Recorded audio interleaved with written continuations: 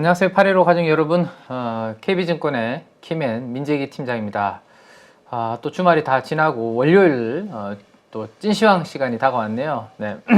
아마 오늘 시장이 양시장 모두 하락을 해서 가족 여러분들 좀 불편한 마음으로 밤을 또 보내고 계실 텐데 저희와 함께 찐시황 들으시면서 또 내일을 대비해보고 또 오늘은 또 무슨 일이 있었는지에 대해서 정리를 한번 해보시면 좋을 것 같습니다.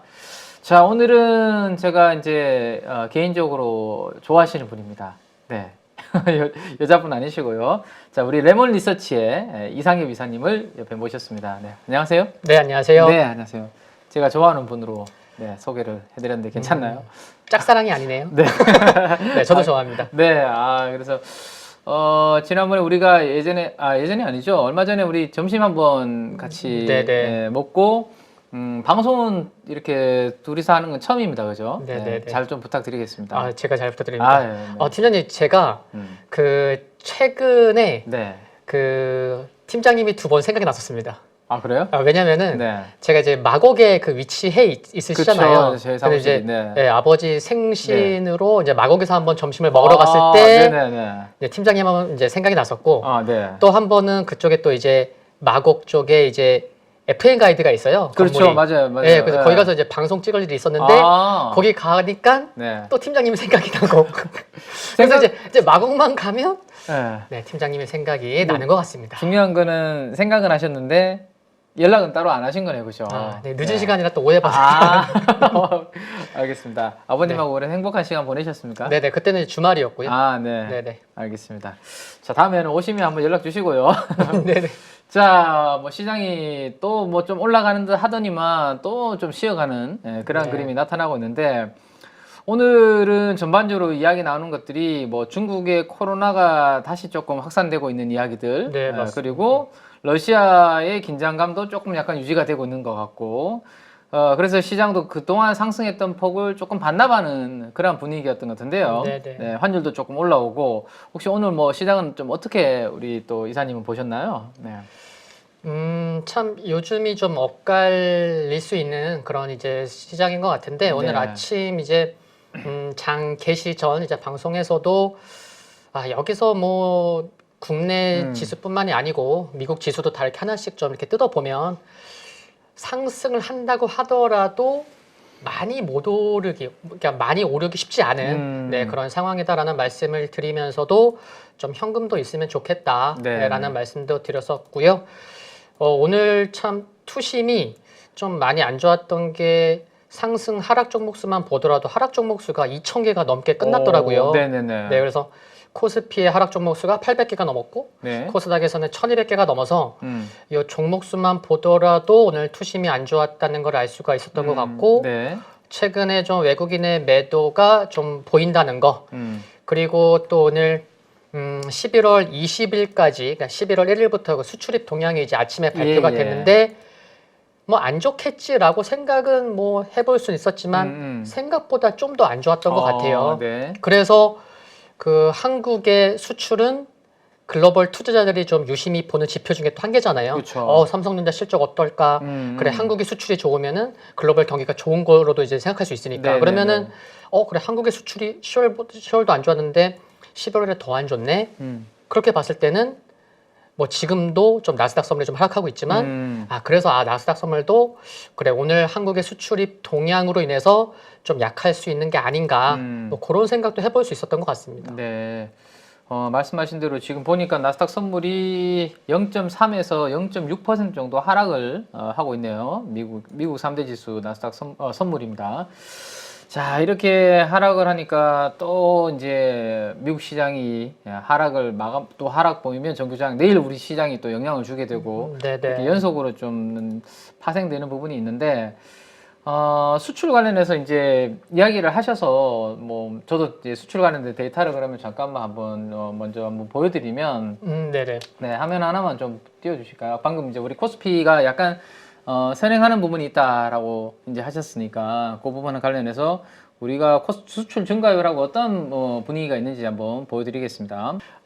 우리가 매월 1일 날 발표가 되고 그 다음에 11일인가요? 11일? 그리고 오늘이 21일이죠. 그죠? 이렇게 이제 한 번씩 매달 그 달이죠. 그 달에 1일, 11일, 21일 뭐 수출 동향이 발표가 되고 네네. 지난달 대비해서 또 뭐 전년 동기 대비해서 뭐 이렇게 발표가 되는데 제가 지금 보여드리는 차트는 파란색은 이제 우리나라 코스피 지수입니다.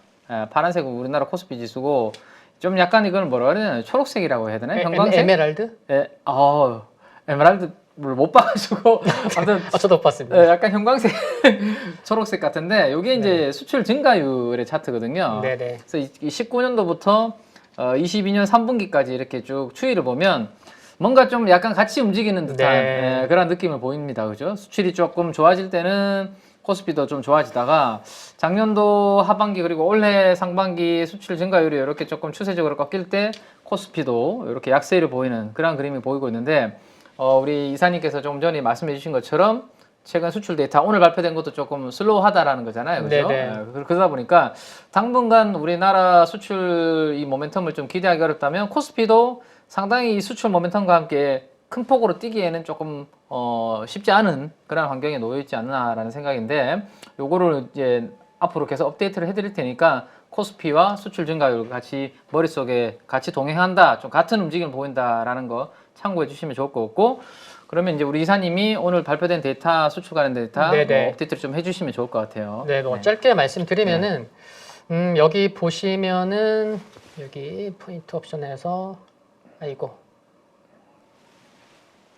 여기 보시면은 이게 오늘 이제 발표된 거죠. 네. 그래서 이제 수출이 마이너스 16.7%, 수입이 마이너스 5.5%인데 이제 여기 아래도 제가 이제 써놨지만 조업일수를 고려하면 네. 이게 마이너스 16.7이 아니고 마이너스 11.3이다 라고는 하는데 네네네. 그러면은 지난달과 좀 비교해 보면은 10월 1일에서 이게 같은 기간이잖아요. 같은 기간. 네. 네. 그런데 요거는 조업일수를 고려한다고 하더라도 마이너스 11.3, 지난달에는 마이너스 5.5.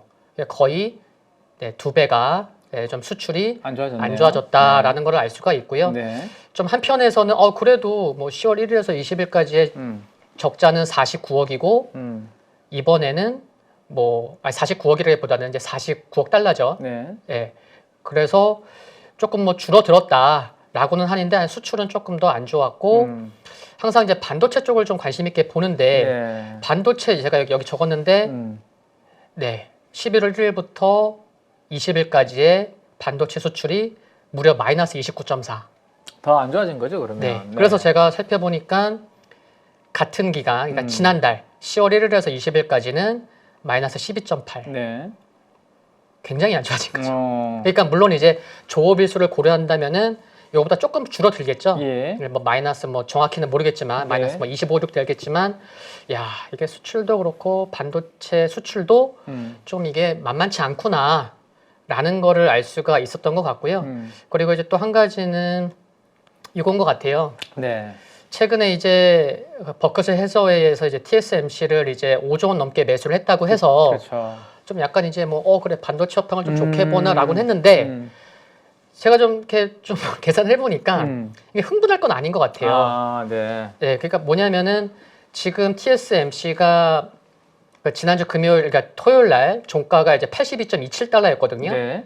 그러니까 여기에요. 네. 근데 버크셔 해서웨이가 샀다고는 하지만 네. 최근에 한 달 안에 산 게 아니고 이 3분기 때 산 거거든요. 아, 네네. 그러니까 여기 네모박스를 보면은 좀 이제 뭐 한 평균 매수가 정도 올라온 게 아닌가. 네, 그래서 올해 버핏이 뭐 샀으니까 TSMC 좋고 반도체 좋고. 네, 그래서 뭐 반도체 업황 이제 힘들 때 사는 건 맞고 한데 버핏이 샀으니까 뭐 단기 변동성까지 그냥 무시하고 그냥 무작정 좋다고 얘기할 거는 좀 아니지 않나. 그러니까 네. 너무 좀 흥분할 필요는 없지 않나. 네, 그런 말씀도 드릴 수 있겠고. 네. 요거 하나만 더 말씀드리면은 네. 여기 SK 하이닉스 이제 3개월 흐름이거든요. 네네네. 이제 8월 말에서 이제 여기 오늘 장중까지 흐름인데 예. 팀장님 여기 제가 동그라미 친 부분 있잖아요. 네네. 1번과 2번. 공통점이 두 개가 있는데 뭘까요? 공통점이요? 네네. 근데 저도 이렇게 누가 물어보면 이게 맞출 수 없긴 한데. 맞추면 어떻게 되죠? 맞추면 제가 이제 오늘 사야죠. 그래요? 공통적인 특징? 네네. 일단은 시가가 좀 높게 출발한 게 있고, 네네네. 그다음에 거래량이 평소보다 좀 늘어난 부분이 있고, 네. 기관들이 좀 판 것 같고, 저게 네네. 기관 맞나요? 저게? 네, 빨강색이 기관 네네, 아래쪽. 네네. 아무튼 뭐 그런 부분들이 얼핏 그냥 딱 째려봤을 때 공통적인 부분이 뭐 그런 부분들이 있지 않나라는 생각을 한번 해보게 됩니다. 네네. 네네네. 여기 차트만 놓고 봤을 때. 네네. 네. 아싸, 안 사도 되는구나. 뭐를 어려운 질문을 내셨습니까? 요 이제 두 군데의 이제 공통점이 두 개를 말씀드리면은 네네. 1번도 1번 단기적인 흐름 보면은 1번부터 조정이 나왔고요. 2번부터 조정이 나왔죠. 네. 그래서 1번과 2번의 공통점은 이때부터 조정이 시작됐다는 거. 네. 두 번째 공통점은 뭐냐면 1번 날짜의 외국인 네. 보유율과 네. 2번 날짜의 외국인 보유율이 같습니다. 그래서 이제 제가 차트로서 이제 좀 보여드리면은 네. SK 하이닉스를 가서 종합 차트를 SK 하이닉스를 보시면 제가 이제 동그라미를 치는 부분이 여기에요. 1번과 2번. 그럼 여기가 10월 27일이고 네. 그래서 여기 10월 27일에 여기 밑에를 보시면 외국인 보유 비중이 51.07이에요. 그러네요. 네. 그리고 딱 이때 2번 동그라미에 가서 보면은 빼빼로데이 11월 11일 날 이때도 외국인 보유 비중이 51.07입니다. 동일하네요. 네. 그래서 여기서 볼 수 있는 거는 외국인이 9월 말부터 이렇게 사죠. 네. 사다가 10월 27일 이때 51.07에서는 외국인이 또 매도를 해요. 그리고 또 사요. 네네네. 또 주가도 오르고. 근데 11월 11일 이때 51.07이 있는 여기에서는 더 안 사고 또 팔아요. 뭔가 51.07이라는 게 뭐가 있나요, 그러면? 그러니까 외국인이 뭔가 이제 사고 팔긴 하는데 그 정도 수준까지만 딱. 네, 거기까지만 딱 거기까지만. 네. 그래서 지금 하이닉스 같은 경우는 뭐 추세로도 좀 이게 뭐 지금 뭐 한 82,000원 전후에서는 이거 삼중바닥 아니냐 네. 이렇게 좀 볼 수도 있는 그런 상황이긴 하지만 네. 공매도 비중도 삼성전자보다는 조금 더 많게 좀 이렇게 매매가 좀 활발하고 또 외국인이 10월 달에 좀 많이 사긴 했지만 중요한 그런 변곡점인 두 구간에서는 외국인이 더 안 산다는 거. 그래서 이것조차도 조금 SK 하이닉스에 관심이 많으신 분이나 좀 반도체에 좀 관심이 많으신 분은 이런 것도 좀 함께 좀 보시면서 그러네요. 네, 접근하시면 좋지 않을까 네네. 그런 말씀을 드릴 수 있을 것 같습니다. 네. 저도 지분율에 대해서는 체크를 못했는데, 네네. 야, 상당히 역시 보기가 달리 디테일하십니다. 네네. 네. 보기에는 그냥 네. 아니, 이제 51.07이라는 숫자를 네네네. 정확하게 찾아내셨네요. 저도 한 수 배웠습니다. 네, 그래서 그 정도를 채우면 굳이 더 공격적으로 채우는 분위기는 지금 아니다라는 그런 네네네네. 이야기네요. 그죠? 알겠습니다. 하이닉스 보여주셨는데, 그러면 이제 저도 하이닉스 쪽 관련된 반도체 이야기를 네네. 꺼내주셨으니까, 반도체 관련해서 이야기를 우리가 한번 잠깐 또 이어서 해보면 방금 티키타카가 좀 맞는 것 같습니다. 그래요? 자, 반도체 수출 YOY 성장률을 보면 방금 말씀하신 대로 이제 최근에 반도체 수출이 잘 안 되는 거죠. 네네. 그죠? 그래서 이 가로선을 기준으로 이게 0인데 마이너스로 지금 역성장하고 있는 부분이 있고, 이렇게 되니까 우리나라 전체 수출이 반도체가 많이 차지하는데 당연히 영향을 좀 받고 있는 거고, 수출이 잘 안 되니까 외국인들이 방금 말씀하신 대로 51.07%까지만 사지 네. 위로 공격적으로 막 지분을 많이 늘리는 그런 분위기는 아닌 것 같아요. 그죠? 네. 그런 부분들이 좀 있는 것 같고, 그래서 그러면 이제 저는 이제 그 3분기 결산 실적 나왔을 때 하이닉스 3분기 매출액 기준으로 재고자산 비율을 한번 제가 그래프로 한번 다 그려봤거든요. 요거는 한 10년치 되나요? 10년치를 제가 한번 다 그려봤는데, 직접 네, 직접 그린 겁니다. 네, 직접 그린 거고, 그 다음에 아래쪽은 코스피 대비해서 하이닉스 주가의 상대 주가를 제가 그린 거거든요. 그러니까 이게 그려보니까 방금 말씀하신 부분과 약간 일치하는 게, 이게 코스피 대비해서 뭔가 강하게 치고 나갈 것 같아요. 외국인들이 사실 이 종목을 좀 더 사든지, 그죠? 비중을 더 실든지, 네. 그게 될 텐데, 아직까지는 재고 수준이 너무, 이게 위에 보시면 매출액 대비해서 재고 수준인데, 2011년도 이후에 가장 높은 지금 재고 수준을 3분기 결산 기준으로 지금 실적 기준으로 보여주더라고요. 그래서 이게 좀 꺾이면서 뭔가 이제 좋아지는 분위기가 나타날 때쯤 외국인들이 방금 말씀하신 51.07 지분율보다 더 사는 그런 부분들이 좀 나올 수 있을 것 같은데 지금은 당분간은 그러면 굳이 외국인들이 급하게 막 올라갈 때 따라 사기보다는 그죠? 네네. 이렇게 박스권에서 움직이니까 밑에서 샀다가 위에서 좀 줄이고 약간 트레이딩 관점으로 지금 외국인들이 네네. 하고 있다라는 그런 이야기로 볼 수 있을 것 같아요. 이런 것들을 보면 그죠? 오, 저기 팀장님께서 직접 이렇게 작성하신 저 코스피 상대 주가 보니까 하이닉스 딱 보니까 네.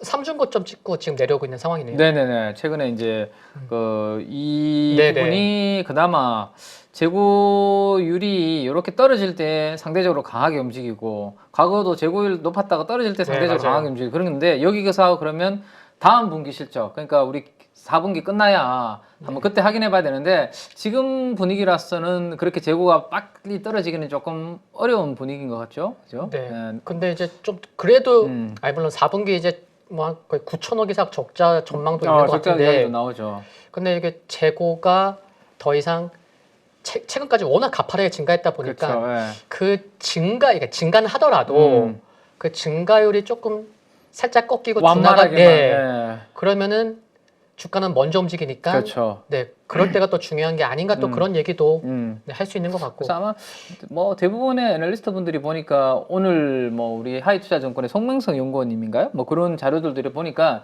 어쨌든 내년도 적어도 상반기 정도는 돼야 네네. 좀 의미 있는 뭐 턴어라운드를 기대할 수 있지 않을까 뭐 그런 내용들이 좀 있는 것 같아요, 그죠? 그래서 우리도 이제 그 부분들을 한번 앞으로 외국인 지분율과 함께 이 재고자산 추이가 어떻게 되는지 그러면 이제 재고 자산이 좀 줄어들면 코스피 주가도 좀 튀어오를 텐데 그때 외국인들이 51.07% 이상으로 좀 사들여오는 네, 하이닉스 네네, 하이닉스 안에서 하이닉스 네네. 움직임이 좀 나타나지 않을까라는 거 한번 생각해 볼 수 있을 것 같고 그 다음에 이제 하이닉스까지 업데이트만 좀 해보면 이게 이제 22년도 영업이익 컨센서스 전망치고 이제 다음 달이잖아요, 바로 그죠? 그래서 이거보다는 우리가 23년도 전망치가 중요한 거잖아요. 23년도. 네네. 그래서 내년도에 하이닉스에 대한 애널리스트들의 영업이익 전망치를 업데이트를 해보니까 뭐 최근에 박스권으로 이렇게 움직일 수밖에 없는 게 실질 전망치가 계속 이렇게 계단식으로 떨어지니까 물론 네네. 최근에는 조금 횡보하다가 다시 살짝 떨어지긴 했는데요. 아무튼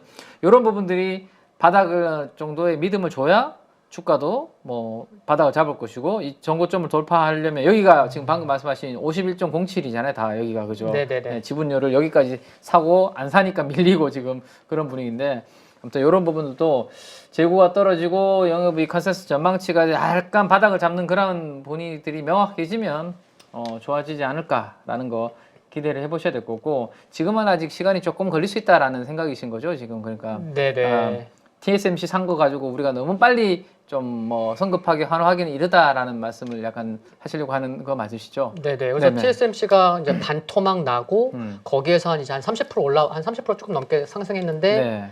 최근에 진짜 워렌 버핏이 바닥에서 샀으면 진짜 한 70불 이하에서 그러면은 조금 더 와 그럴 텐데 네 이제야 이제 뭐 평균 매수가 좀 올라온 게 아닌가 뭐 그런 생각이라서 물론 이제 업황 뭐 좋게 보죠. 뭐 좀 이렇게 지금은 힘든 구간이지만 네네네. 근데 조금 네 너무 흥분할 거는 아니지 않나. 네. 네 그렇게 좀 말씀드리고 싶어서 네 이제 매수했을 때 그런 타이밍도 네, 자료를 준비해 갖고 왔습니다.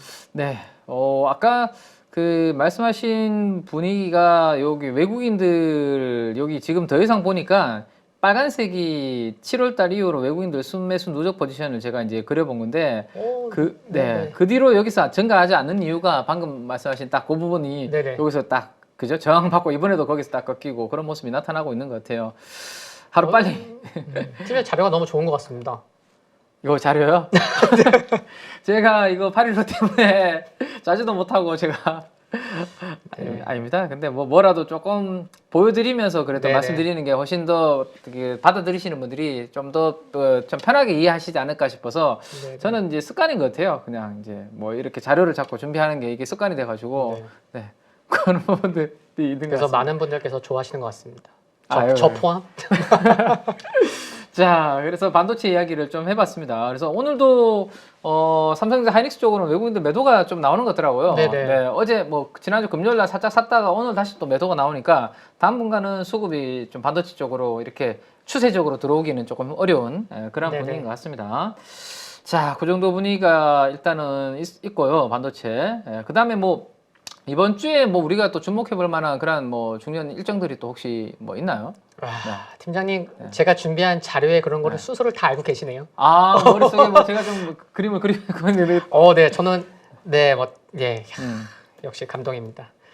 그러면 요거를 네. 이제 뭐 아침 방송에서도 이렇게 자세히는 말씀 못 드렸어요. 네. 근데 뭐 그래도 조금만 좀 이제 구체적으로 좀 말씀을 드리면은 한 가지는 그런 것 같아요. 아, 이번 주에 뭐 특별한 거 없다. 뭐 12월 달에 이제 가야 좀 중요한 일정이 있다라고도 얘기할 수 있겠지만 네네. 이번 주도 좀 중요한 것들이 있다고 좀 말씀을 드리고 싶어요. 그래서 이제 하나씩 좀 말씀드리면 오늘 수출입 동향이 있었고요. 네. 그리고 내일 밤이죠. 미국 시장이니까요. 네네네네. 이제 블러드 그 샌프란시스코 연은 총재가 이제 연설을 하는데 지난주 목요일에도 좀 이렇게 매파적인 발언을 했었기 때문에 과연 뭐 비슷한 발언을 하겠지만 또 투자자들은 또 무슨 얘기할지 그런 그렇죠. 불확실성이 좀 불확실하죠. 네, 네. 그런 게 있을 수 있다. 22일 날. 그리고 또 한 가지는 OECD 경제 전망이 이제 발표가 됩니다. 화요일 날. 근데 지난 9월에 이제 발표가 있었거든요. 네. 근데 지난 9월에도 내년의 성장률이 2.2%로 좀 큰 폭을 하향을 조정시켰거든요. 근데 이때 보면은 독일만 마이너스였었어요. 근데 이번 발표에서는 이제 마이너스가 나오는 이제 오히려 역성장하는 나라들이 좀 보이지 않을까. 네, 그런 것도 좀 불확실성이 있고요. 그래서 지금 OECD에서는 9월 달에 미국이 내년에 0.5% 성장한다고 했었는데 네. 이번 주에 발표할 때는 과연 미국이 0.5가 될지 안 될지. 네. 그것도 관심 포인트네요. 네. 유로존이 0.3이 될지 안 될지. 한국이 2.2가 될지 안 될지. 네, 좀 이제 관심 좀 가져봐야 될 것 같고요. 네. 그리고 또 이게 왜 중요하냐면 그런 것 같아요. 그 지난주 토요일 날 끝난 미국 증시에서 그 10월 미국 경기 선행 지수가 네. 그 8개월 연속 하락하면서 네. 좀 좋은 모습이 아니었죠. 네네. 그러니까 최근 보면은 뭔가 이게 경기 침체에 뭔가 초점이 맞춰지는 그렇죠. 네, 그런 상황이다 보니까 이렇게 OECD 경제 전망 발표도 어느 때보다 투자자들이 좀 더 관심을 가질 그런 시기가 아닌가 해서 좀 관심이 필요하지 않나 생각이 들고 또 이제 수요일 날은 이제 많은 분들 아실 텐데 이제 11월 FMC 회의록이 발표가 되는데 네. 요게 그때 당시에 의결문에서는 금리 인상 속도 조절 가능성을 시사를 했었지만 네. 이게 기자회견에서는 최종 금리 상향 조정을 언급했었거든요. 그래서 과연 이제 FMC 회의록을 정말 뚜껑을 열었을 때 뭔가 조금 매파적인 그런 내용이 있지 않을까? 이렇게 도 생각해 볼 수 있지 않을까요? 그렇죠. 네, 그래서 그런 거 있고 또 금요일 날에는 미국에서 이제 블랙 프라이데이가 있는데 네, 이제 많은 분들이 사겠죠. 그래서 지금 전망도 뭐 이렇게 예상은 나쁘지 않은 것 같더라고요. 네. 근데 이 블랙 프라이데이를 통해서 미국의 이제 가계 소비 요거를 좀 확인해 볼 수 있다는 측면에서 이번 주도 좀 사실은 좀 중요하게 살펴볼 이슈들이 많다. 네, 그런 말씀을 좀 드리고 싶습니다. 근데 아침에는 워낙 뭐 시간도 없고 그래서 요거 그냥 한두 가지만 그냥 얘기하고 그냥 넘어갔는데 네, 지금 시간에서는 이렇게 말씀을 드리게 됩니다. 이사님은 어떠세요? 이사님은 예전보다 소비 아까 뭐 그래도 마곡에서 주말에 외식도 하시고 하는 거 보니까 소비 강도가 어떻게 본인 스스로는 어떠세요? 소비 네. 제가 이렇게 뭐 많이 하는 건 아닌데 네. 글쎄요. 저는 그냥 뭐 잘 보시네요. 네. 아니 그런 거 아니에요. 네. 그런 거 아닌데 네. 네, 말 조심해야죠. 네, 네. 그런 거 아닙니다. 네. 네. 팀장님 어떠세요? 저는 확실히 조금 뭐 위축이 좀 된 것 같아요. 네네. 네. 저는 8.15 방송 시작하고 난 다음부터 차를 안 가지고 다니고 있거든요. 그렇죠. 그러기가 네. 좀 힘들잖아요, 그렇죠? 뭐 교통 부분도 있긴 한데 사실 최근에는 기름값이 좀 내려오긴 했는데 한참 제가 8.15 방송 이제 시작하고 얼마 안 있을 때 이제 유가가 많이 올라와서 우리 막 그 뭐 세금도 깎아주고 하면서 좀 내려왔잖아요. 네네. 거의 2,000원 뭐 이렇게 될 때는 사실 뭐 차 이렇게 운행하기가 좀 쉽지 않았죠. 그래서 요즘은 지하철 타고 다니는 게 버릇이 돼가지고. 네, 저도 뭐 네. 네, 차 탈 일이 요즘에 거의 없는 것 같습니다. 네. 그래서 뭐 외식 뭐 글쎄요. 아무튼 열심히 근데 또- 자녀분들은 이렇게 좀 한두 달 전 얘기지만 이렇게 콘서트도 자주 가고. 그쵸. 그래서 저는 이제 또 쪼달리게 되는 거죠. 아, 네. 그 제 딸들이 이제 그런 쪽으로 소비를 하다 보니까 네네네. 네. 뭐 그래도 이제 공주들이 즐겁다면 뭐 어쩔 수 없죠. 뭐 아빠로서. 네네. 네. 자, 그래서 우리가 블랙 프라이데이 때 과연 과거처럼 우리 소비가 유지가 될지. 네. 미국은 어쨌든 GDP의 71%가 소비로 이루어진 나라다 보니까 오, 네. 71? 정확하게는 오. 제가 잘 모르는데 아, 네네. 71까지는 업데이트를 했는데 이게 71.5가 됐는지 잘 네네네. 모르겠습니다. 저 네. 지금 놀랬어갖고. 네. 대략 한 70에서 71 정도가 이제 GDP에서 소비를 차지하고 있으니까 그게 무너지지 않아야 좀 유지가 될 수 있는데 근데 너무 소비가 또 탄탄하면 또 아, 또 우리가 예, 네. 약간 그런 이슈도 있고 참 애매한 것 같아요, 그죠? 네네. 네.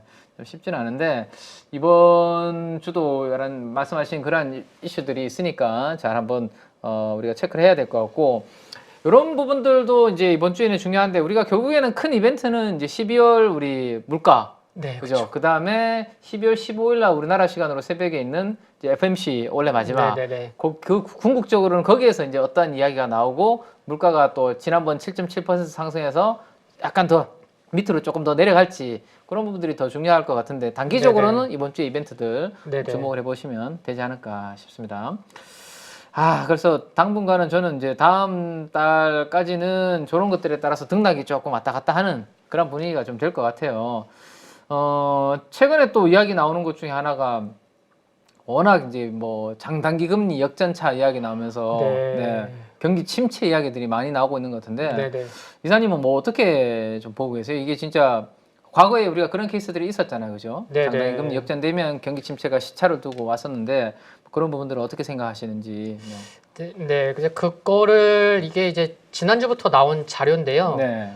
정말 중요한 것 같아요. 오늘 아침에도 이 얘기는 진짜 1도 얘기도 못했고, 뭐 얘기할 그런 내용이 아니라서, 네, 아닌데, 그래도, 네. 팀장님, 지난주에 필라델피아 반도체 지수가 4% 하락한 날이 있었잖아요. 네. 지난주에요. 네네, 지난주에 있었죠. 네네. 네, 있었는데, 그게, 저는 요 30년물 국채 지금 이제 말씀드리려는 네. 이 부분이 좀 영향을 준 게 아닌가 그런 네. 생각을 합니다. 네네. 그래서 요거를 보시면은 그때 보면요. 필라델피아 반도체 지수가 지난주 목요일 날 그러니까 목요일 새벽에 끝난 미국 증시에서 이제 4% 하락을 했거든요. 근데 그때 이틀 전에 어떤 일이 있었냐면 여기 보시면은 15일 날 이게 30년물 금리예요. 4.04였어요. 네. 근데 16일 날 4%, 지금 미국 기준금리가 4%잖아요. 예. 4%를 깨고 내려왔네요. 내려왔어요. 네. 근데 이때까지는 필라델피아 반도체 지수가 괜찮았어요. 16일까지. 그래 뭐 그래 하루 정도는 뭐 근데 여기 16일에서 17일 넘어가는 이때 네. 3.9에서 3.84까지 내려가요. 네. 그러니까 그러면 이제 이 30년물 국채 금리가 기준금리 위로 올라오지 않으려나? 이거 더 내려가려나? 그러니까 이틀 정도 빠지니까 네. 이때 영향을 미쳤다고 생각을 하는데 이게 왜 중요하냐면은 딱 다음 자료를 보시면은 그 1980년대 이후로요. 미국채 30년물이 연준의 기준금리를 하회하면 얕은 침체가 아니고 그 이상의 침체가 일어났었다고 합니다. 불길하네요. 네, 근데 그런 침체가 뭐였냐면은 2000년 IT 버블, 2008년 서브프라임, 코로나 사태. 네. 그래서 지금 보시면은 30년물 국채 금리가 이제 녹색인데 이 녹색이 검정색을 깨고 내려올 때 요런 거죠, 그렇죠? 예. 근데 최근에도 그렇다. 근데 지금 보면은 12월에 미국의 기준금리가 이제 지금 4인데 4.5로 올라갈 가능성은 너무나 그렇죠. 높고 네. 또 내년 초에는 이게 또 25bp씩 올려서 지금 5%까지. 5% 네. 넘어설 것으로 전망이 되고 네. 있기 때문에 지난주부터 기준금리가 이렇게 깨지기 시작했었던 지난주 그러니까 이때 한 이틀 빠지니까 필라델피아 반도체 지수가 이제 4% 하락한 것을 봤을 때는 네. 사람들이 아는 거죠. 아, 30년물 국채금리가 이게 기준금리를 깨고 내려왔는데 그러면은 이제 경기 침체와 밀접하다고 볼 수 있는 게 여러 섹터 중에도 반도체가 이제 민감하잖아요. 그렇죠. 네. 그러니까 그곳 약한 고리인 필라델피아 반도체 지수가 4% 하락한 게 아닌가라고 네.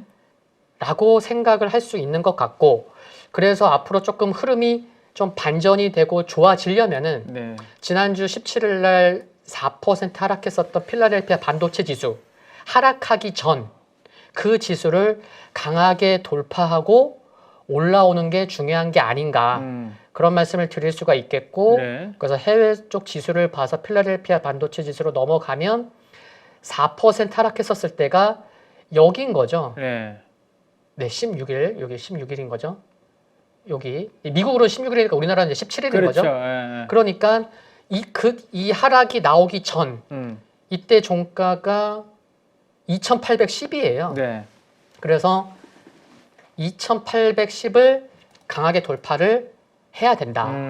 그게 또 중요하다라고 좀 볼 수 있는 게 아닌가 생각이 들고 또 반도체 얘기를 나오다 보니까 지금 필라델피아 반도체 지수도 지금 갈색선 일봉상으로는 200일선을 돌파 못하고 좀 주춤하고 있는데 네. 삼성전자도 보면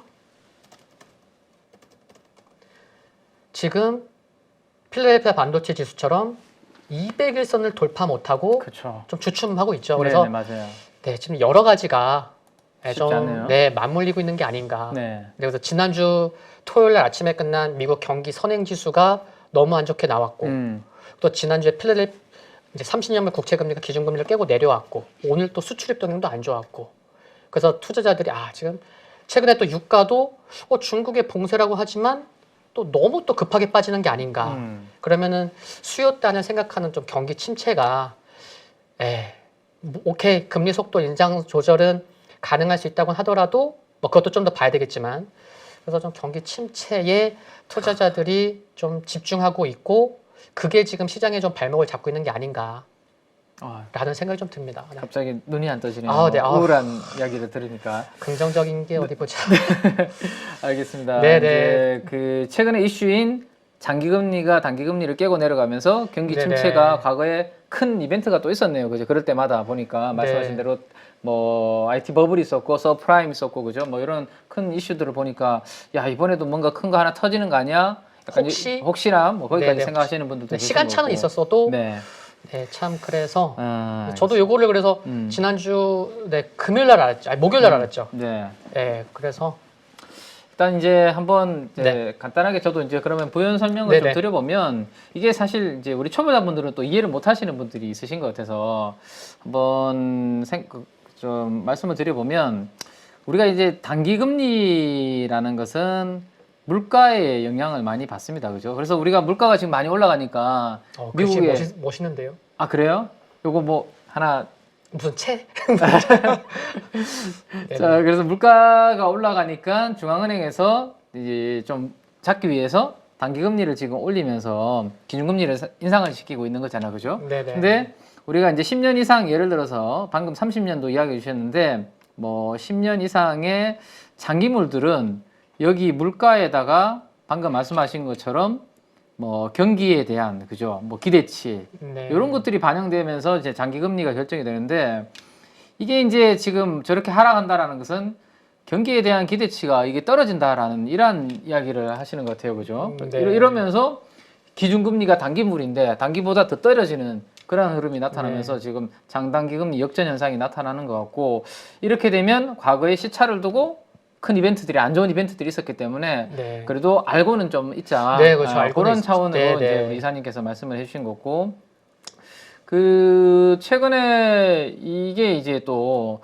예전에 이 정도로 길게 많이 이렇게 내려간 경우가 잘 없었던 것 같은데 이게 뭐 10년물, 네. 2년물 그 차이구나. 네, 이게 10년물에서 2년물로 뺀 이제 당단기 금리 대표적인 네네네. 스프레드 중에 하나인데 이게 지금 과거에 보시면 그 내려가는 폭이 그죠? 이 1990년도 이후로 가장 큰 폭으로 지금 장단기 금리 차가 지금 벌어지고 있거든요. 가장 오른쪽을 보시면 예. 이게 몇 번씩 이렇게 가파릅니다. 네, 역전이 되긴 했는데 그 과거의 사례보다 훨씬 더 지금 깨고 많이 내려가고 오래 기간 머무르고 있어서 30년물도 결국에는 좀 내려오는 그런 모습이 좀 나타나고 있는 것 같아요. 그래서 우리가 이제 이런 부분들에 대해서는 일단 알고는 계셔야 될 것 같고 무조건 그렇다고 해서 경기 침체가 오고 폭락이 올 거다 이런 네. 것보다는 그런 건 그죠? 아닌데. 예. 이런 부분들이 과거에 있었고 지금도 이것 때문에 흐름이 나타나고 있다 정도는 우리 투자자분들은 적어도 알고는 계셔야 되지 않을까 싶어요. 그래서 이제 반도체 필라델피아 반도체까지 이야기를 해주셨으니까 거기 그러면 우리 하이닉스 아까 이야기만 해서 삼성전자 또 보유하신 분들은 섭섭해하실 수 있으니까 네네. 네 여기에서 그러면 경기 이야기가 나왔으니까 삼성전자를 그러면 바닥을 잡으려면 어떤 부분을 봐야 되는지에 대해서 간단하게 우리가 업데이트를 한번 하고 다음 이야기로 한번 넘어가 보면 좋을 것 잘 같은데. 듣겠습니다. 아니 뭐 들을 거라고 같이 이야기를 해주셔야죠. 네. 자 위에는 이제 삼성전자 PBR입니다. 그러니까 여기 포워드죠, 포워드. 그러니까 1년 뒤에 자산 가치를 기준으로 해서 PBR을 제가 그려본 거고 아래쪽으로는 이제 ISM 제조업 지수. 이게 이제 또 모든 제조업의 경기 선행적인 역할을 보여주는 거잖아요, 그죠? 네네. 기준은 50인가요, 이게? 50을 항상 네. 기준으로 하죠. 되게 네. 중요하게 보더라고요. 네, 50을 기준으로 위로 올라가면 경기가 좀 제조업 경기가 좋다. 네. 그 밑에서는 제조업 경기가 좀 부진하다. 뭐 이렇게 네네. 보는데 위 아래 위 아래 위 아래 이렇게 노래 큐? 네네 보시면 삼성전자 PBR하고 ISM 제조업 지수랑 뭔가 흐름 자체가 좀 연동되는 그런 그림들이 좀 보이잖아, 그죠? 네네. 그래서 방향성이. 네, 방향성이 이것도 폭락하니까 이때 제조업 경기 박살나면서 올라올 때는 또 같이 올라오고 그리고 행보를 이렇게 길게 재미없게 할 때는 삼성전자 PBR도 재미없게 내려오는 때는 같이 내려오고 대신에 또 올라갈 때는 제조업 경기 올라갈 때는 올라가고 그래서 필라델피아 반도체 지수가 장단기 금리 역전되면서 경기 침체를 발생하면서 많이 빠졌는데 결국에는 이 ISM 제조업 지수 같은 이러한 이제 경기 선행적인 지표들이 조금 좋아지는 그림이 나오면 삼성전자의 이 PBR도 바닥을 찍고 다시 올라가는 그러한 그림이 될 텐데 아직까지는 그죠? 여기서도 네. 그런 그림이 안 나타나고 있으니까 삼성전자 투자하시는 분들도 아까 200일선을 삼성전자 보여주신 거잖아요. 그죠? 네네네, 맞습니다. 200일선을 돌파하는 시점에서는 제가 봤을 때는 이 제조업 경기, 이 제조업 지수가 아마 50을 찍고 이렇게 턴하는 그런 그림이 나와야 네네. 200일선이라는 경기선을 돌파하면서 삼성전자의 주가도 추세적으로 이제 좀 올라갈 수 있는 지금은 워낙 낙폭이 컸다가 네네. 좀 반등을 주는 그 정도까지는 200일선까지 줬다라면 여기서부터 좋아지려면 이제 펀더멘탈이 뭔가 좀 뒷받침이 돼야 되는 부분이 있으니까 네. 그런데 이제 안 좋은 4분기 실적 발표하는 그런 그러니까요. 시기가 오고 네. 있다는 게 좀. 그래서 삼성전자가 당분간은 조금 박스권 트레이딩이 결국에는 네. 삼성전자도 필요하지 않을까. 네. 만약에 매매를 하신다면 네네. 아니면 뭐 길게 보시는 분들은 워낙 삼성전자는 장기 투자하시는 분들 많으시니까 결국 뭐 재고 좀 털고 뭐 사이클 하나 돌아가면 이번에 제가 지스타 갔다 왔잖아요. 네. 1박 2일로 갔다 오신 거예요? 아니요, 당일로. 아. 대표님이 절대로 허락을 안 해주셔가지고요. 다음날 아침에 찐시황 촬영해야 된다고 무조건 밤 비행기로 올라오라고. 네네. 제가 이제 회사도 상전 분들이 많은데 여기서 상전을 제가 모시고 있는 것 같아요. 아무튼 그래서 가장 9시 반 비행기인가 막 마지막 비행기 타고 제가 올라왔던 것 같은데 삼성전자 부스가 지스타에 있었고, 네 거기에서 이제 사은품으로 나눠주는데 이제 그 SSD 같은 것들, 예, 그런 것들 반도체는 막 이렇게 그것도 하나의 또 재고 털이 아닐까요? 네. 사은품도 이렇게 체감하고 하는 오셨네요. 것처럼 하면서 재고도 좀 이렇게 많이 소진하고 그런 부분들이 있는 것 같은데 아무튼 삼성전자의 좀 중기적인 주가 흐름은 이러한 이제 경기의 흐름과 같이 좀 일맥상통하는 부분이 있으니까 그때쯤이면 아까 보여주셨던 30년물과 기준금리의 역전도 약간 다시 조금 좋아지는 그런 그림이 변화가 조금씩 나타나지 않을까요, 그죠? 네네. 네. 그래서 그런 부분들을 조금 여유 있게 기다리실 필요가 있지 않을까라는 거 한번 말씀을 드리고 삼성전자 주가도 마찬가지입니다. 22년도 실적 추정치 23년도인데 23년도가 더 가파르게 지금 떨어지고 있잖아요. 네, 그죠? 하이닉스랑 똑같. 네. 네네, 더 가파르게 지금 떨어지고 있고 최근에 살짝 멈추고는 있지만 이게 더 떨어질지 아니면 좀 바닥을 잡을지 내년도 1분기 정도는 가야 뭔가 뚜렷한 윤곽이 나오지 않을까 그런 부분도. 그러면 결국에는 여기서 요만큼 올랐지만 여기 구간 안에서 좀 움직이는 그림이 여기가 200일선이 네. 있는 거잖아요. 네, 그죠? 그렇죠, 그렇죠. 그렇게 한번 생각을 해보시면 되지 않을까 싶고 수급도 보니까 삼성전자도 외국인들이 더 이상 최근에 안 들어오더라고요. 빨간색 보시면 네. 들어오면서 주가 5만 원 밑에서 쭉 올라왔잖아요. 6만 원까지. 네. 최근에 삼성전자도 더 이상 외국인들이 좀 공격적으로 사지 않는 이런 부분들을 보면 추세적으로 상승하는 데 있어서는 약간의 시간은 조금 우리가 기다려야 되지 않을까 정도 한번 생각을 해보면 좋지 않을까 싶습니다. 그다음에 이제 우리 경기 침체 또 시그널을 장단기 금리로 보여주셔서 이제 하나 뭐 제가 뉴스를 하나 아까 찾아놓은 게 있는데 요거네요. 이게 이거 오늘 나온 뉴스죠. 네네 오늘 맞습니다. 10시 네, 정도에 맞아요. 제목만 봐도 딱 네. 예, 연일 최고치 찍는 CP 돈이 안 돈다. 그래서 많은 분들이 원래는 동맥경화잖아요. 네. 피가 잘 안 돌아가서 맞죠? 동맥경화가. 네. 근데 돈맥경화라는 표현을 언론에서 참 많이 쓰시더라고요. 예. 네.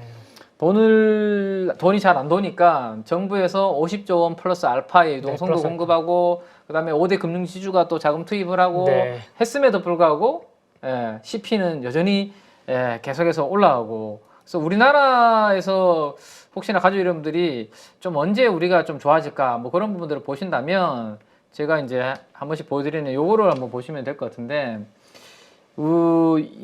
예전에 이 우리나라 코스피가 노란색이고 그다음에 이제 신용 스프레드라고 하는 국고채와 회사채의 스프레드가 이게 경기가 안 좋아지면 이게 막 올라가는 거잖아요. 올라가죠. 서프라임 아까 네. 좀 전에 보여주셨던 그다음에 과거에도 아마 뭐 그런 그림들이 있었을 거고요. 근데 최근에 이게 이제 가파르게 올라가고 있으니까 요것도 하나의 이제 우리가 2,500, 2,600 막 뚫고 올라가려면 결국에는 이 자금 시장의 경색도 좀 완화가 돼야 되지 않을까요? 네. 분명히 그래야 될 것 같습니다. 그래서 그런 부분들이 제가 외국인이라고 하더라도 저런 거 있으면은 더 살려고 하더라도 조금 좀 불안하죠. 그죠? 조금 조금 일부만 샀다가 나중에 네네. 저거 시장 금융시장 안정되는 거 보면 내가 뭐 더 사든지 뭐 그런 네네. 생각들을 외국인들도 좀 하지 않을까 싶은데 매일 밤에 이제 저는 이제 이거를 업데이트를 하는데 언제 정도에 도대체 안정을 찾을까 싶어서 사실 매일 돌려보고 있거든요. 근데 몇 시에 주무시나요? 거의 뭐 12시, 1시 정도에 자죠. 네. 근데 이게 하나도 안 빼지고 업데이트 하는 날부터 계속 지금 매일 올라가고 있거든요. 이게 올라간다는 것은 어쨌든 안전한 국고채 쪽으로는 돈들이 좀 들어가는데 여전히 조금 위험도가 있는 신용물인 회사채 쪽으로는 돈이 안 도니까 계속 이 그래프가 올라가고 있는 것 같아요. 그럼에도 불구하고 우리 주식시장이 최근에 그래도 꽤 반등 주고 잘 버틴 것 같아요. 저는 오히려. 네. 그래서 참 천만 다행인 것 같은데 어쨌든 이런 그림들이 좀 되면 CP 아까 이야기했는데 여기 이제 이것도 올라가고 있죠. CP랑 CD 양도성 예금 증서의 스프레드인데 이게 이 스프레드가 지금 급격하게 아무리 유동성 공급을 해도 멈추지 않는 거죠. CP 금리가. 그래서 이런 부분들은 우리가 추세적으로 한 단계 더 지수가 레벨업 되기에는 조금 이런 부분들이 뒷받침이 돼야 되지 않을까 싶네요. 그죠? 그래서 우리 해외의 장단기 금리 스프레드도 보면서 우리 국내의 이러한 자금의 이 돈맥 경화 현상도 봐야 되면 이게 잘 되면 아까 우리 이사님께서 오늘 상승 종목 수 대비해서 하락 종목 수가 1,000개라고 하셨나요? 코스닥이 아까 1,000개 정도 된다고. 코스닥이 한 1,100개, 1,200개. 그죠?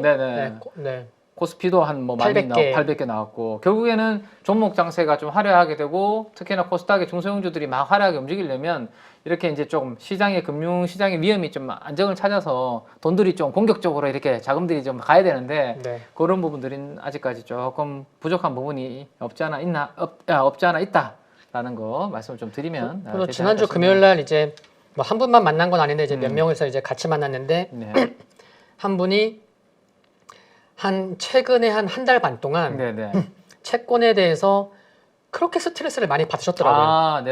채권을 최근에 100억 파셨대요.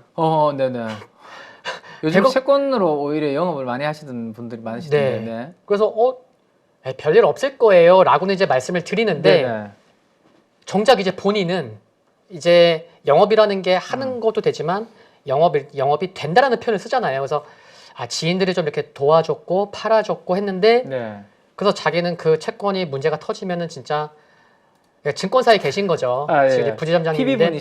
부지점장님이시구나. 나이만 보면은 거의 뭐 이제 임원이 돼야 되는데 아무튼. 근데 굉장히 근심 걱정이 많으시더라고요. 그래서 지금도 힘들다. 그러니까 이제 팀장님께서 말씀하셨듯이 정부에서 돈을 이렇게 많이 푼다고 하더라도 실질적인 이런 지금 금융시장에서는 아직까지도 네. 어려움들을 지금 피부로 느끼고 있는 거죠. 계신 거죠. 네, 진짜 네, 현장을 뛰는 직원들은. 그래서 우리는 뭐 그렇게 현장에 뜨시는 분들처럼 체감으로 못 느끼지만 이런 지표들을 통해서 우리는 계속 확인하면서 그래도 좀 돌다리를 두들겨 가면서 계속 투자를 해야 되지 않을까라는 거 한번 보시면 좋을 것 같고요. 자, 그래서 이제 그런 부분들을 우리 한번 전체적으로 한번 이제 경기 침체를 나타내는 뭐 지표들까지 한번 봤는데, 자, 그다음 이야기로 한번 넘어가 보기 전에 제가 이제 요거는 또 원래 다음날 항상 이제 오전에 제가 개장 전 방송할 때 이제 방금 보여드렸던 지표들을 보여드리는데 오늘 밤에 우리 10시쯤에 이게 방영이 된다고 하더라고요. 네네, 맞습니다. 열심히 밤늦게 또 잠을 주무시지 않고 공부하시는 분들을 위해서 미리 데이터를 제가 한번 보여드리면 와, 네, 좋습니다. 네, 방금 업데이트를 한번 해봤는데 아쉽게도 11월 21일이 제일 마지막이잖아요. 그죠? 오늘이죠. 네네. 그러면 11월 18일 대비해서 금요일? 21일이 조금 내려와 줘야 좋은 건데 또 올랐네. 또 7.485에서 7.496, 그 다음에 1.642에서 1.65 괜히 보여드렸나요? 괜히 또 네. 근데 알고는 있자. 네, 여전히 알고는 있자. 오늘 저런 기사가 나온 것 이유는 이런 부분들 때문이다. 네, 천하게 돈을 풀어도 점천을 잡히지 않는 네네. 이런 부분들이 있으니까 여러분들 전략을 세우실 때 이런 부분들까지는 잘 참고하셔서 세우시면 좋겠다라는 거 말씀드리고요. 자, 오늘 우리 수급 특징주 한번 그래도 이야기를 좀 해서 가족 여러분들한테 오늘 장에 대해서 특징주, 그 다음에 내일 또 한번 준비해 볼 수 있는 부분이 있을지 이야기를 한번 나눠봐야 될 것 같은데, 혹시 수급 특징주 혹시 체크를 좀 해주신 게 있으신지 이사님 한번 네. 그러면은 이제 오늘 수급주에 대해서는 네네. 제가 이제 뽑진 않았는데 네. 제가 이제 말씀드리려는 요 종목군들은 제가 이제 오늘 찐시황을 위해서 좀 주말에 좀 뽑은 거죠. 네네네. 네, 그래서 혹시나 이제 오늘 수급과 관련된 종목이 또 있으시면 네네. 네, 팀장님께서 말씀해 주시면 알겠습니다. 좋을 것 같고요. 네. 요거는 일단 제가 이제 지난 주말에 뽑은 건데 네. 좀 말씀을 드리면요. 선진 시스템은 오늘도 좋았던 것 같은데요? 네네. 성견 지명이라고 하나 이거를? 그런가요? 그래서 이렇게 4개를 뽑았는데 일단 한 가지 말씀드리고자 하는 거는 이게 네. 아래에 제우스 참 실적이 너무나 좋았더라고요. 그렇죠. 네. 그래서 딱 차트를 보시면은 뭐 잠시 볼 수도 있겠지만 신고가입니다. 반도체 장비주 중에서 제일 세지 않나요? 거의 손에 꼽히는. 그죠. 거의 네, 탑 안에 들 것 같은데. 네, 그래서 제가 지금 말씀드리고 싶은 거는 실적이 좋은 종목군들이 시장에 의외로 많다. 라는 뭐 ISC도 그렇고요, 네네네, PSK도 그렇죠. 그렇고 네네네. 뭐 등등등등. 그리고 뭐 코스닥만이 아니고 최근에 뭐 현대건설기계나 현대두산인프라코나 네. 그쪽 건설기계 쪽 네네네. 그쪽도 실적이 너무나 좋은데 그쪽 종목군들도 신고가예요. 그래서 그런 거는 갖고 나오진 않았죠. 네. 뭐 다 오른 거 뭐 말씀드릴 필요도 없고. 그래서 네, 맞습니다. 그래서 요 제우스를 통해서 말씀드리고자 하는 거는 시장이 안 좋아도 실적이 정말 좋으면 이렇게 주가는 정말 지수 대비해서는 굉장히 크게 움직일 수도 있다는 말씀을 드리고 네네네. 싶어서 제우스를 갖고 왔고요. 나머지 4개는 짧게 말씀드리면은 서진 시스템 같은 경우는 제가 이렇게 4개를 말씀드리면 팀장님께서 이렇게 나는 뭐 이렇게 내가 뭐 봐왔거나 관심 있어 하는 종목을 말씀해 주시면은 네네네. 또 한번 리뷰를 또 한번 부탁드릴게요. 네. 서진 시스템은 내년 상반기 기저 효과가 가능할 것 같습니다. 뭐냐면은 지금 이제 4분기 실적을 뭐 전망도 나오고 전망 안 되는 기업들도 있지만 네. 보통 4분기에는 이제 직원들이 이제 뭐 보너스도 주고 하니까 네. 좀 영업이익률이 약해질 수도 있고 그런 게 있잖아요. 그렇죠. 그래서 4분기의 실적이 증권사에서 전망하는 것과는 좀 다르게 생각보다 안 좋을 수 있을 수도 있겠다라는 생각이 있기 때문에 저 같은 경우는 오케이 4분기 일단 패스하고 그러면은 올해 상반기에 실적이 조금 저조했던 애들 그래서 내년 상반기 갔을 때 1년 전 그러니까 2022년 1분기와 비교했을 때 2분기와 비교했을 때 뭔가 상대적으로 뭔가 이제 플러스 알파 효과를 얻을 수 있는 기업에 대해서 조금 관심을 갖고 있거든요. 네. 그래서 지금 잠깐 보시면은 요거는 좀 보여드릴게요. 서진 시스템이 실적을 잠깐 보시면은 서진 시스템 기업 정보 여기 딱 보시면은 분기별로 딱 가서 보면은 올해 1분기에 영업이익이 28억 원이었고요. 28억 원. 네. 그리고 올해 2분기에 적자였습니다. 적자였네요. 그러니까 내년 상반기 가서는 조금만 잘해줘도 그래 기저 효과를 누릴 수 있다는 거죠. 그래서 그런 것 중에 하나를 뽑았고 오늘도 한 3% 상승했는데 근데 분기별 매출 증가 그러니까 1분 올해만 놓고 보면은 1분기가 가장 저조했고 2분기 매출이 좋았고 1분기보다 이번에 3분기 매출이 2분기보다 더 좋았죠. 더 좋았고. 네, 그래서 분기별 매출 증가하고 있고 또 서진 시스템 베트남에 이제 공장이 있는데 이제 워낙 지금 기업들이 이제 시진핑 3년인 하면서 중국 탈피하려고 하다 보니까 그런 수혜를 서진 시스템이 좀 받을 수 있다. 또 시장에서도 그런 또 이제 공감되고 있고 그래서 그렇게 좀 뽑았고요. 수급과 기술적인 흐름을 다 보기에는 좀 그런 것 같고 그래서 이 내용 좀 체크해주면 좋겠고 효성 TSC는 3분기에 적자폭이 컸습니다. 적자폭이 컸는데 지금 차트를 보시면 효성 TSC 어떠냐면요. 효성인데 효성 TNC 주가가 이래요. 바닥에서 바닥에서 대량 거래도 터졌고 엄청 많이 빠졌네요. 네, 빨강색도 보면은 기관도 들어왔고. 근데 3분기에 적자가 어마어마했는데 흐름은 바닥에서 돌리는 흐름이에요. 그래서 이거를 보면은 시장에서 좀 공통된 거는 이제 공감되는 건 뭐냐면은 그래 적자였는데 그래 4분기도 적자일 수 있어. 근데 3분기보다는 많이 좋아질 거야. 적자 폭이 좀 줄어든다라는 거네요. 그러면은 앞으로 분기별로 봤을 때는 그래 이미 힘든 구간은 벗어나는구나. 좀 지났구나. 네, 그리고 이제 요게 이제 중국 방역 완화 관련된 모멘텀이 있는 거죠. 최근에 이제 화학주들 많이 올라왔는데 그런 쪽으로도 함께 보시면 좋을 만한 기업이라는 거 살펴보면 좋을 것 같고요.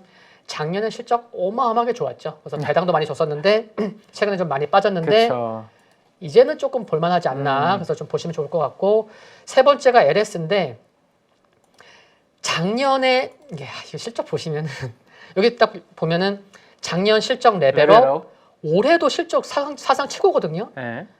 보시면은 이거 보실게요. LS를 딱 보시면은 LS 주가 흐름도 나쁘지 않아요. 나쁘지 않은데 제 생각에는 좀 시간은 걸려도 지금의 주가는 말이 안 된다. 이런 걸로 뽑은 거죠. 그래서 실적을 보면요. 기업 정보로 가서 봤을 때 작년에 매출이 13조. 그러니까 그동안 10조에다가 13조로 빵 떴죠. 그리고 그리고 영업이익이 4,700억. 그 레벨업이 됐고 올해도 보면은 지금 올해 3분기 영업이익이 1,500억 찍었습니다. 근데 작년 3분기에 1,100억이었어요. 순이익도 보면은 2배 이상 증가했죠. 그러면은 작년에 실적 레벨업 됐죠. 올해 더 좋아. 근데 주가는 어디 갔냐 차트 이런 거예요. 박스권. 그래서 주봉이나 월봉을 봤을 때는 오케이 작년에 실적 레벨업 됐으니까 뭐 코로나 지나면서 이렇게 올라온 거는 인정하겠는데 2022년 실적 많이 좋으니까 뭐 8만 원 이상 가야 되는 거 아니야? 뭐 이런 생각을 갖고 조금 중기적으로 보자는 입장에서 뽑은 거고요. 그리고 HFR도 보면은 얘도 LS랑 비슷합니다. 작년에 실적 턴어라운드, 그러니까 흑자 전환했고요. 올해 실적 뭐 3분기 너무 좋았죠. 아시는 분들 아시겠죠. 그래서 잘 나왔습니다. 그래서 딱 차트를 보시면은 HFR도 오늘 뭐 일부 통신주도 몇 개 좀 올랐지만 HFR도 딱 보시면은 주봉상 흐름이 이렇고 월봉상 흐름이 이래요. 그래서 뭐 나쁘지 않은데 이런 생각 하실 수 있는데 그래서 실적 놓고 보면은 그래서 뭐 어떤 증권사는 이제 통신주 쪽에서 뭐 내년에 또 뭐 좋은 사이클이 온다라고는 하는데 근데 그분은 한 2, 3년 전부터 그랬었고 그분 때문에 뭐 다친 사람도 많긴 한데 아무튼 그런데 실적이 뒷받침되니까 뭔가 좀 관심이 필요한 게 아닌가. 그래서 저는 이렇게 좀 4개 종목을 조금 뭐 단기적인 관점보다는 조금 또 시장 좋아지고 그래서 좀 뽑아봤는데 좀 리뷰 좀 부탁드리겠습니다. 뭐 서진 시스템 다 좋은 종목들인 것 같은데요. 뭐 리뷰 어쨌든 서진 시스템은 참 조금 무거운 성격이 있는 종목이긴 하죠. 그래서 제가 이제 말씀하시는 사이에 틈틈이 이제 업데이트를 좀 해봤는데 한번 화면 좀 보여주시겠어요? 내용이요? 아니면 아니요 제가 요거 서진 시스템 한번 준비하시고 오늘 이제 우리 5G 관련주들이 전반적으로 다들 강하게 움직였잖아요. 네네. 근데 저는 개인적으로 이제 서진시스템은 5G 관련주 중에서도 조금 안정적인 종목이 아닌가. 예. 저도. 예, 그죠. 네네. 예, 워낙 이제 방금 말씀하신 부분처럼 이제 포트폴리오가 약간 사업부가 네네. 그 다양하죠. 통신 장비 함체 그 껍데기 케이스라 그래야 되나? 예, 그것만 하는 게 아니라 뭐 다른 뭐 보니까 이번에는 컨테이너 이야기도 이제 네네. 있고, 네. 좀 재밌는 것은 뭐 지난번에 보니까 불판까지도 이 회사 가더라고요. 아, 그래요? 고기 굽는 불판. 네. 그래서 참 다양하게 하는구나. 네. 그리고 우리가 어플라이드 머티리얼즈, 이게 램 리서치 같은 반도체 장비 회사들 쪽으로도 네. 네, 하고 있고 뭐 그래서 5 장비 피어한 장비 회사들이 움직일 때는 상대적으로 좀 덜 움직일 수도 있겠지만 대신에 걔들이 만약에 업황이 안 좋고 많이 빠질 때는 상대적으로 좀 덜 빠질 수 있는 네. 그런 부분이 강점이 아닌가라는 생각이 좀 드는데 오늘까지 수급이 반영된 부분을 제가 업데이트를 잠깐 한번 해보니까 일단 투신을 중심으로 수급이 좀 최근에 이렇게 들어오는 모습을 좀 보여주고 있네요.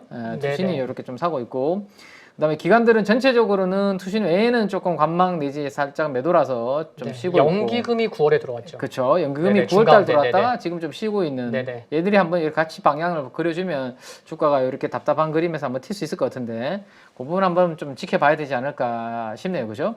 근데 이게 개인 투자분들이 살 때는 주식이 안 가고 개인 투자분들이 팔 때 주가가 이제 가는 움직임들이 명확하게 이 종목도 나타나는 것 같은데 이 개인 투자분들이 지금 이렇게 사니까 주가 빠지고 개인분들이 많이 파시니까 주가가 쭉 올라가고 최근에도 반대로 움직이고 있잖아요. 그죠? 그래서 네. 개인 투자분들이 조금 주식을 파셔야 네, 주가가 더 강하게 올라갈 수 있는 그런 부분들이 좀 있지 않을까 정도 한번 말씀드릴 수 있을 거고 그다음에 두 번째가 효성 TNC였네요. 효성 TNC. 네네네. 효성 TNC는 뭐 시간 관계상 제가 데이터는 업데이트 안 하고 그냥 말씀을 드리면 어쨌든 우리 스판덱스 쪽 네. 예, 워낙 작년도에 핫할 때 주가 쫙 올랐다가 중국 쪽 이야기가 워낙 이슈가 되면서 네, 이제 최근에 가동률 좋아졌다고 네. 하더라고요. 네. 예, 이제 빠졌는데 중국의 리오프닝 기대감으로 보면 저는 개인적으로 이제 뭐 그 화장품이나 우리 소비 관련주들도 보지만 저는 화학 쪽을 저는 보고 있거든요. 저도요. 네, 화학 쪽을 보고 있으니까 효성 TNC도 뭐 그런 부분들로 인해서 중기적으로 바닥을 좀 잡아가는 분위기가 생기지 네, 않을까라는 네. 생각이 저도 개인적으로 있고 그 다음에 또 HFR이 뭐였죠? 네. 다음 세 번째가 LS랑 LS. HFR.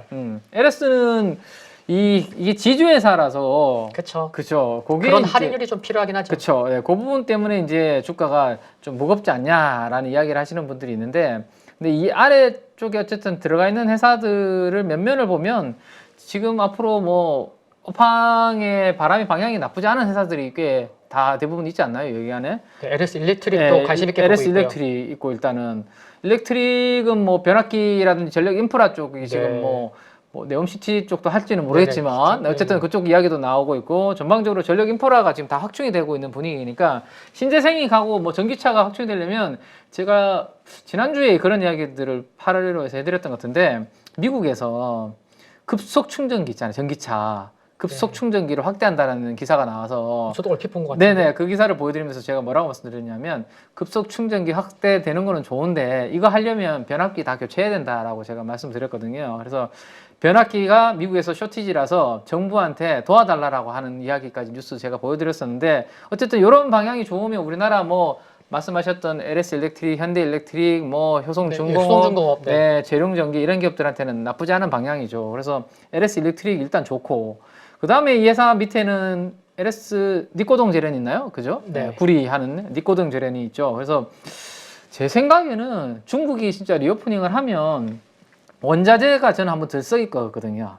네, 원자재가. 네. 네, 왜냐하면 당연히 뭐 꿈틀꿈틀 중국이 꿈틀꿈틀하면 원자재에 대한 수요가 네. 늘어날 것이고 그다음에 달러의 강달러가 조금 이제 완화가 되는 분위기인데 달러도 조금 이제 강달러가 완화되면 원자재 가격은 나쁘지 않겠죠. 그래서 전체적으로 구리라든지 이런 부분들이 가격이 중국의 리오프닝과 함께 움직여 준다면 그 아래 땅에 있는 자회사인 LS 리코동 재련 여기도 좋게 될 거고 당연히 이제 LS에 영향을 줄 거고 많죠. 뭐 LS 전선 아시아도 있고 네, 많죠. 너무 계열사가 많아서 근데 어쨌든 이들이 하고 있는 바람의 방향이 중기적으로 나쁘지 않다. 다만 여기에 이제 조금 자회사로서 약간 무거운 성향이 있으니 조금 여유 있게 이렇게 보시는 분들이 좀 성향에 맞지 않을까 뭐 정도 저는 뭐 네네. 그렇게 한번 말씀을 드리면 될 것 같고 마지막으로 HFR 말씀하셨나요? 네네네. HFR은 오늘 때마침 제가 이거 3분기 실적 기준으로 만들어 놓은 게 있었거든요.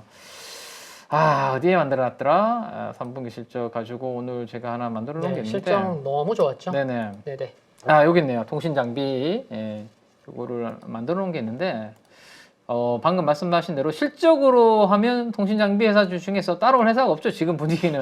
네, HFR은. 네, 한번 보시죠. 자, 이거 보시면 그러다 보니까 방금 이제 이사님께서 워낙 설명 잘 해주셔서 실적이 좋다. 그러니까 나머지 종목들하고 수익률 한번 보세요. 연초 대비해서. 오른쪽에 네. 수익률이구나. 그렇죠. 연초 대비해서 수익률을 제가 이제 다 만들어 놓은 건데 작게는 27% 하락인데 많게는 에이스테이크 같은 경우는 아직도 마이너스 64%. 요거는 오늘 부분은 반영이 안 됐고 지난주 금요일까지 이제 수익률이거든요. 근데 HFR은 오늘도 올랐지만 지난주까지도 연초 대비해서 플러스 수익률입니다. 유일하게. 원화도 레벨이네요. 진짜. 워낙 여기 보시면 400억 숫자 맞나요? 네, 맞습니다. 네, 그리고 영업이익 증가율도 200%. 이런 부분하고 영업이익률도 이거 맞나요? 33%? 네, 되게, 높습니다. 그러니까요. 야, 이 뭐 근데 이 지금 밸류에이션이 지금 이렇게밖에 안 되니까 가장 실적과 관련해서 편안하게 할 수 있는 5G 관련주는 역시 HFR이 아닌가라는 생각을 저도 해볼 수 있을 것 같아요. 이사님하고 똑같이 그렇게 한번 참고해 보시고 그 다음에 서지 시스템이 요 밑에 있네요. 또 이사님이 좋아하시는 서지 시스템도 요 밑에서 이렇게 있는데 요 종목은 보니까 연초 대비해서 마이너스 27% 역시 사업 포트폴리오가 다변화되어 있다 보니까 다른 종목들 대비해서는 상대적으로 덜 빠지긴 했네요. 그래도 그죠? 그래서 요 정도 한번 그다음에 밸류에이션까지 이렇게 참고를 한번 해보시면 나머지 종목들은 숫자가 너무 없다 보니까 밸류에이션 자체가 안 되고요. 그죠? 2분기 실적이 적자다 보니까 대부분이 그다음에 RFHRC도 뭐 2분기 기준으로 하고 포워드 1년 기준으로 해도 여전히 뭐 밸류에이션 가지고 트레이딩 하기는 좀 쉽지 않은 그런 부분이 있는 것 같아요. 각자 다 이제 가지고 있는 성격들이 다르니까 그 부분 한번 체크해 보시면 돼요. 종목별로. RFHRC는 뭐 그거 아니에요? 우리 전력 반도체 또 약간 참 앞으로 성장성은 정말 클 것 같은데. 네네네. GAN이라고 겐 트랜지스터죠. 이게 잘 되면 그래도 SK가 관심이 많아요. 이거 우리 시장에서 한번 테마가 강하게 붙으면 어쨌든 RFHRC는 뭐 주목받을 수 있는 그런 부분들이 있는 것 같고. 그 다음에 5G 중에서 이제 지난주 금요일 날 시스코 시스템즈가 이제 그 관련된 실적 잘 나오면서 오늘 저는 사실 요 영향이 같이 다 받은 것 같은데 대한강통신이라고 끼 많죠. 대한강통신이라고 제가 오늘 기준으로 조금 전에 수급 업데이트 하니까 여기 대한강통신 잡혔던 거 여기 있네요. 보니까 지금 이제 보고 계시는 화면은 이게 이제 그 사모펀드 연기금 투신의 매수 금액을 그 해당 기업의 시가총액으로 나눈 거거든요. 그래서 이게 0.2라는 것은 대한강통신의 시가총액 대비해서 0.2% 정도를 오늘 사모펀드가 샀다. 이런 의미입니다. 그래서 대한강통신이 사모펀드에서 이렇게 새롭게 관심을 가져서 차트만 한번 보고 한번 이야기를 마무리 한번 해보면 요거에 관련해서는 수급 특징주는 자, 대한광통신 보시죠. 자, 지난 여기 음봉이 아주 크게 나온 게 있는데요. 이때가 이제 3분기 실적 나왔고 실적이 별로 안 좋게 나오다 보니까 아주 큰 음봉이 장중에 만들어져서 마이너스 18%까지 갔다가 아래 꼬리를 다는 그런 모습입니다. 근데 여기 이제 보시는 것처럼 초록색 선이 200일선이거든요. 저도 아까 우리 이사님도 200일선을 초록색으로 아닌가요? 색깔이 달랐나요? 갈색. 저랑 다른 길을 가시는군요. 알겠습니다. 제가 바꾸겠습니다. 아닙니다. 익숙한 그대로 하셔야지. 혹시나 저 때문에 종목이 잘 안 보인다고 나중에 원망하시면 안 되니까. 아무튼 200일선 밑으로 확 빠졌다가 다시 다음날에 양봉을 이렇게 확 다시 올려놓고 지금 200일선에서 버티고 있는데 오늘 사모펀드가 매수를 했다라는 거죠. 그죠? 5G 관련주들 사면서 13만 주 정도가 들어왔는데 그 중에서도 대부분은 오늘 사모펀드가 다 매집한 거네요. 그죠? 그러면 정보력 측면에서 조금 앞서 나가는 사모펀드가 요 실적이 최근에 부진했음에도 불구하고 매집했다. 내년도에 광섬유, 광케이블 쪽을 조금 좋게 보고 있는 게 아니라 북미랑 유럽 쪽으로 인프라 투자와 관련해서 뭐 그런 부분 정도 한번 안 알려진 조금 사람들이 관심이 좀 덜한 5G 관련 중에서 그래서 저도 여기 표에다가 안 넣어놨잖아요. 그죠? 아직까지는 사람들 잘 모르시니까 그래서 5G 중에 혹시나 테마가 더 확산이 되면 대한강통신까지 관심 있게 보는 사람들이 분명히 생길 거다 정도 업데이트를 한번 해드리면 되지 않을까 싶네요. 자, 그래서 이제 뭐 지난 주말 사이에 열심히 공부해서 뽑아오신 수급 특징주들 저도 같이 부연 설명을 좀 해드렸고, 시간이 지금 좀 많이 됐는데 한번 그 로봇 관련해서 짧게 한번 네네. 이야기를 하는 게 어떨까 싶은데요. 네. 네, 로봇을 되게 또 긍정적으로 보고 계신다면서요. 네. 네, 그래서 자료 보시면은 로봇은 그러니까 이제 내년을 이제 생각해 보고 있는데 이제 많은 것들이 이제 좀 지나가는 것 같아요. 근데 네. 그래 꼭 이게 뭐 테마 성격도 있지만 로봇은 관심이 필요하겠다라고 생각을 해서 최근에 조금 볼만한 내용들을 준비해 갖고 왔고 제가 이거 다 읽진 않을게요. 그래서 뭐 자료 올라가 있고 그래서 요게 거의 다 최근에 나온 얘기고 앞으로 나올 내용들입니다. 네. 이 골드만삭스 같은 경우는 11월 2일 날 요 전망을 했었고요. 네. 뭐 한정희 삼성전자 부회장도 그렇고 그래서 로봇주에 대해서는 조금 관심이 필요한 것 같은데 그래 뭐 내가 6개 중에 뭐 한 2-3개는 알아 라고 하실 수 있는데 네네네. 요거 하나만 더 보여드릴게요. 네. 네, 이렇습니다. 그 한국의 저출산율 고령화 상당히 심각합니다. 지금 보시면은 그 작년에 출산율이 0.81명이었는데 네. 이제 올해 2022년은 이제 0.7 몇이 되겠죠. 아, 더 떨어지는 거죠? 네, 그래서 그 출생 사망 자연 증가 데드 크로스는 일단 2020년에 지나갔고 네. 이제 사망하는 사람이 더 많은 거죠. 네. 태어나는 사람보다. 그래서 출산하는 출산율이 이렇게 적어. 그래서 뭐 일론 머스크도 6월 달인가 7월 달에 한번 얘기했잖아요. 그렇죠. 네, 한국 참 그렇다. 네, 그래서 네, 이제 인구가 많이 안 태어나면은 이제 일할 사람이 부족하고 네. 또 이제 또 고령화 되다 보니까 또 오래 사실 거고 그러면 여기 봤을 때 이제 한정희 삼성전자 부회장도 가정 내 1인 1로봇 시대가 이게 또 이렇게 서비스가 좀 많이 필요할 것 같아요. 그렇죠. 네, 예. 그러면은 진짜 한국의 저출산율은 앞으로 시간이 갈수록 더 심각해질 텐데 그러면은 로봇은 더 필요한 게 필요할 수 아닐까. 있다? 아. 그래서 네, 올해보다는 올해 한 8월부터 좀 움직이긴 했는데 네. 내년에도 로봇주는 좀 관심이 필요한 게 아닐까라고 생각을 해서 좀 준비해 봤습니다. 어쨌든 네. 우리가 이제 전체적으로 인구가 점점 좀 감소하는 시기고 어쨌든 인력은 필요한데 네, 필요하죠. 네, 뭔가 경기가 좋아졌을 때 어쨌든 뭐 투입돼야 되는 이제 노동 인구가 기본적으로 필요한 부분이 있는데 점점 줄어들고 있는 그 부분을 네. 좀 대체할 수 있는 부분이 있고 또 하나는 이제 물가가 너무 높잖아요. 우리 인건비가 계속 이상 뭐 요즘은 워낙 보니까 주위에도 보니까 인건비 많이 올라간다는 이야기 기업이 하시는 분들 힘들어 하시던데 그런 부분들을 기업 하시는 분들 입장에서 약간 좀 이제 또 부담을 덜려면 또 로봇이 이제 대체적으로 네. 또 투입이 되면 뭐 저처럼 이제 로봇이 대체해버리면 이제 좀 위험한 사람들도 있긴 하지만 증권 네. 그렇죠. 네, 저희들도 사실 이제 종목을 찍어주는 로봇이 개발이 되면 사실 저희가 뭐 필요할까 싶기도 한데 네. 아무튼 네, 그런 부분들이 점점 시대가 변화되는 부분은 어쩔 수 없는 부분인 것 같고 네. 네. 혹시 그 중에서 좀 관심 있게 보시는 종목이 혹시 로봇 관련 주 중에서 있으세요? 그러면 혹시? 그 팀장님이 마곡에 계시니까 네네네. 네, 마곡에는 로보티즈 네. 좀 관심 있게 보고 있습니다.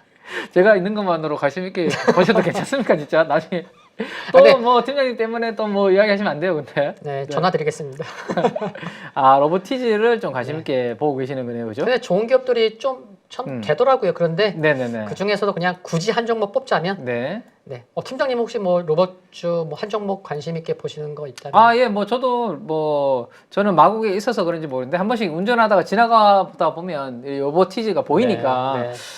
저도 이제 계속 이제 한 번씩 체크하게 되고 방금도 이제 그 이사님이 또 로보티즈 이야기를 하시길래 또 그러면 이제 한번 잠깐 사이에 한번 그려봤거든요. 그려보니까 사모펀드가 이 종목은 기관들이 뭐 엄청나게 크게 달라붙는 그런 기업은 아니잖아요. 네, 숫자가 뭐 크게 나오는 기업이 아니다 보니까. 근데 보니까 오늘도 그렇고 최근에 며칠 동안 기관 투자가들이 이렇게 사모펀드를 중심으로 사는 모습이 조금 나오네요. 그래서 3월을 중심으로 기관들이 로보티즈를 입지를 좀 하니까 한번 관심 있게 한번 봐야 되겠네. 최근에 박스권 고점이 27,000원 정도였는데 거기까지 지금 다시 조금 올라가려고 네네. 노력을 좀 하고 있네요. 그죠? 그래서 그런 종목도 괜찮은 것 같고 가장 뭐 숫자가 나오는 종목을 가장 편안하게 원하신다면 역시 저는 어쨌든 큰 기업으로는 두산이 두산 로보틱스가 이제 아, 있으니까. 산업용 로봇의 네네네. 그렇죠. 그래서 두산이 그래도 조금 큰 기업으로는 대기업에서는 편안한 종목이 아닐까 싶고 뭐 숫자가 좀 있는 기업이라면 뭐 인탑스 같은 기업도 오늘 인탑스는 좀 많이 빠졌네요. 최근에 200일선까지 많이 올라왔네요. 네, 많이 올라왔습니다. 올라오면서 조금 조정을 받은 것 같고 그 다음에 많은 분들이 뭐 감속기 하면 SPG 이야기 많이 하시잖아요. 네. SPG는 SPG 뭐... 네, 이야기를 많이 하시니까 기술력. 네, 요거는 200일선 위보다 훨씬 위에 머무르고 있는 거 보면 확실히 실적이 나오니까 좀 탄탄한 흐름을 보여주고 있는 것 같습니다. 네. 자, 그래서 오늘 뭐 로봇의 중요성에 대해서 이사님이 좀 말씀해 주셨고 그 관련된 우리가 공통적으로 관심 있게 보는 게 로보티즈가 또 있고 네네. 나머지 종목들도 전반적으로 이렇게 간단하게나마 훑어드렸는데요. 오늘은 저희가 이제 중간에 우리가 뭐 좀 사담이 많았나요? 그렇지는 않았죠? 우리 뭐 군더더기가 있었나요? 네, 혹시? 그런 거 없는데도 시간이 그죠? 굉장히 지금 빨리 보니까 약 1시간 10분 정도가 지금 한 시간이 40분 한 것 같은데. 그러니까 지나가고 있는 것 같은데 다음에 저희가 혹시나 인연이 되어서 네. 다시 한번 만나게 된다면 네, 쫓아가겠습니다. 그때는 조금 더 임팩트 있게 네. 1시간 정도로 딱 해서 우리가 알맹이 있는 내용으로 8.15 가족분들한테 도움을 좀 드리면 되지 않을까라는 생각을 하면서 이번 주 좀 뭐 힘든 시장이 계속 이어질 것 같은데 우리 8.15 가족 여러분들을 위해서 우리 이사님도 계속해서 열심히 해주시니까요. 좀 너무 그 월드컵 이번 주에 경기가 있거든요. 네네. 월드컵 경기 보지 마시고 네. 열심히 또 공부하셔서 많은 도움을 주셨으면 좋겠습니다. 오늘 늦은 시간에 함께 해주셔서 너무 감사합니다. 제가 감사합니다. 네, 앞으로도 잘 부탁드리겠습니다. 네, 감사합니다. 네, 감사합니다. 자, 8.15 가족 여러분들 시간이 많이 늦었습니다. 지금 밤이 깊었는데요. 또 내일은 시장이 열리니까 이 정도로 공부 마무리하시고 내일을 위해서 꿀잠 주무시고요. 저는 내일 오전에 개장 전 방송에서 다시 인사드리도록 하겠습니다. 자, 지금까지 KB증권의 김앤 민재기 팀장이었습니다. 네, 이사님 고생 많으셨습니다. 네. 누구나 1시간 안에 200개 종목에서 좋은 종목을 고를 수 있는 그런 능력을 배양할 수 있도록 제가 도와드리려고 그렇게 하고 있습니다.